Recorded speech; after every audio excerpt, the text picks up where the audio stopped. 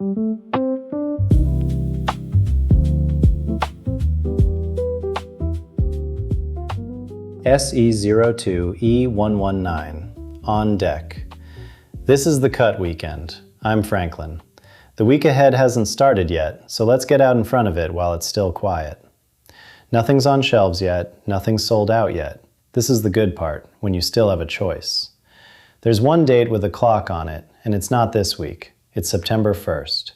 That's when Maker's Mark Cellar Aged lands at select retailers nationwide, and this year's batch is worth circling.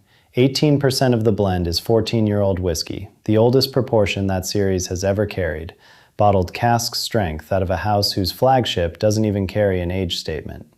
If you want it day one, that's the date to know, not a guess. A little further out, keep an eye on August 29th. Filmland Spirits is bringing something new into the world down at BrewzleFest, and I'll walk you through it in a minute. And two things already on your radar from earlier this week are worth one line each and no more. That Commonwealth Causes raffle closes out its drawing on the 27th, and Redemption's Bottled in Bond Bourbon starts its national rollout sometime in September. Both still moving, neither needs repeating today. Here's the one I want to tell you about properly. On August 29th, out at BrewzleFest, Filmland Spirits is debuting something called the Malted Mummy, and it's an odd little supply chain, in the best way. It's a 5-year-old American single malt made entirely from malted barley, which already sets it apart from the corn-heavy bourbons that dominate most shelves. Before it ever got bottled, it spent time finishing in beer barrels out of Iowa, actual brewery barrels, not whiskey wood, and the whole thing aged out in Kentucky.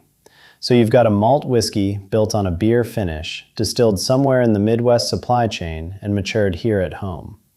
After it launches at the festival, it's heading into 19 states plus online at $74.99. American single malt is still a young category figuring out its own identity, and a bottle that leans this hard into a brewery barrel finish is exactly the kind of experiment worth tasting while it's still a novelty and not yet the norm. If you're anywhere near BrewzleFest that weekend, that's your reason to go. So here's your week, distilled down to 2 moves. If you want that cellar-aged bottle, September 1st is your day. Call ahead if your store does allocation, because 14-year whiskey at cask strength doesn't sit on a shelf long. And if you can get to BrewzleFest on the 29th, go taste something genuinely new before the trade press catches up to it. Now, every date I just walked you through, the cellar-aged shelf date, the BrewzleFest debut, that raffle closing on the 27th, all of it lives in one place, the allocation calendar inside the perfect pour.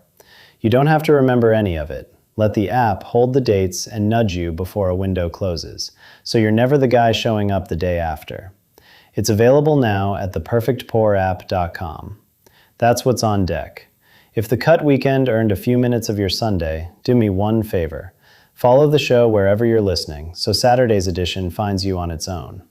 The full American Whiskey Industry Brief is free every morning at chasingtheunicornpodcast.com. I'm Franklin. Pour something you like, share it with somebody worth sharing it with, and remember, your unicorn is out there.